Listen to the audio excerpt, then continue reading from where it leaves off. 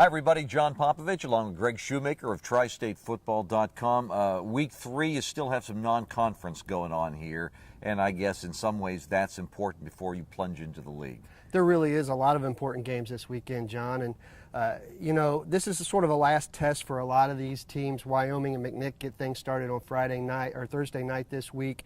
They those are two Division IV teams that are both 1-1. A 2-1 start and a win in your own region, that's big news. And then you got conference play, obviously, from a lot of these teams, the GMC, the CHL, a lot of those teams in Ohio. But you're right. You're absolutely right. These are very important, meaningful games.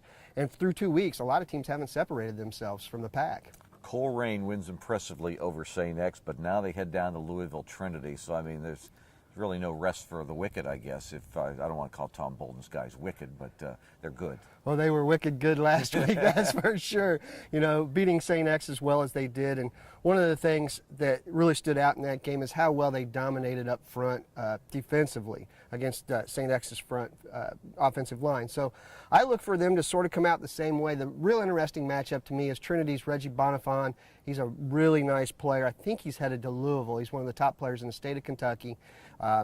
They're going to have to stop him. This is going to be the most athletic player so far that Colerane's faced, even though they've faced some good talent so far. So Trinity's lost 2 games, but by 1 point and 3 points. So they're still going to be a force to be reckoned with. Yeah, Campbell County and Cooper, both 2-1. Now, Cooper had a nice season last year. Looks like they're following up, at least a decent start here. Very impressive, and the more I'm around and watching Randy Borchers coach this Cooper team, the more I'm really impressed with how this team listens to him, how they want to be a part of being a winning squad. They lost so much last year, and for them to get back to 2-1 right now, I think it's pretty amazing.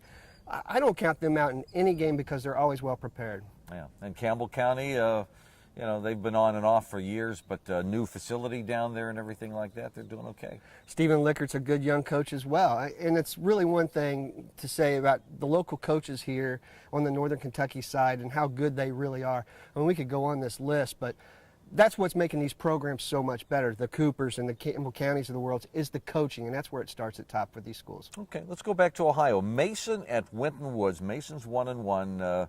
Winton Woods has won both its games and playing pretty well.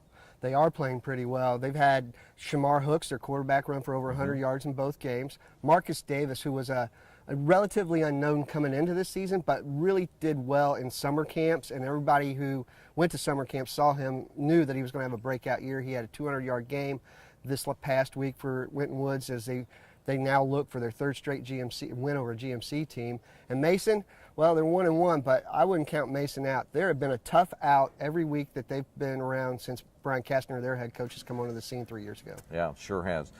There's one I'm real interested. Princeton at LaSalle. Both teams are Division II teams now, aren't they? Yeah, we started talking about this a little bit last week about the change from Division I to Division II. These were the biggest 2 names that moved down. And the way I look at it, the winner of this game, if they win this game and get to 7 wins, they're going to get to the playoffs. And once one of these teams gets to the playoffs, or both do, they're going to be serious tough outs at Division II level. Loveland's going to be a tough out at Division II, but right now LaSalle is playing so confident, especially on the defensive side of the ball. This is a good matchup for them because Tyrell Gilbert, the quarterback at Princeton, has ran and thrown for over 100 yards in each of the first 2 games for the Vikings. Okay, took a couple of undefeateds, Ross and Western Brown, kind of out west, out east. We don't see a lot of these teams, but Western Brown especially has had some pretty good seasons they've put together. They are an explosive offensive team. Quarterback Devin Wood has done some very cool things out there. I think he threw for 450-plus yards and accounted for 7 touchdowns last week. And that's sort of becoming typical for him out there. Their problem is they give up a lot of yards and a lot of points on defense. They gave up 30-plus to Little Miami last week, and Ben Hubbard in his 2nd week out there. That's pretty amazing because the Panthers hadn't scored very well their last couple of years. But these are 2 teams, Ross and Western Brown, that will go at it different ways. They both moved down from Division II to Division III this year. Unfortunately, so did Troutwood Madison. So that's going to be a tough one. But the winner of this game, I really look for them to make the playoffs. And they go about it, like I said, different ways. Ross is going to try to beat you just pounding the football. They had a couple 100-yard rushers last week, and Western Brown's going to try to do it through the air. Okay, it's another good one. We're sitting in the sunshine. Hopefully the weather's a lot better Friday night. Sounds good. Okay. I'm John Popovich. He's Greg Shoemaker from TriStateFootball.com. You guys enjoy the weekend.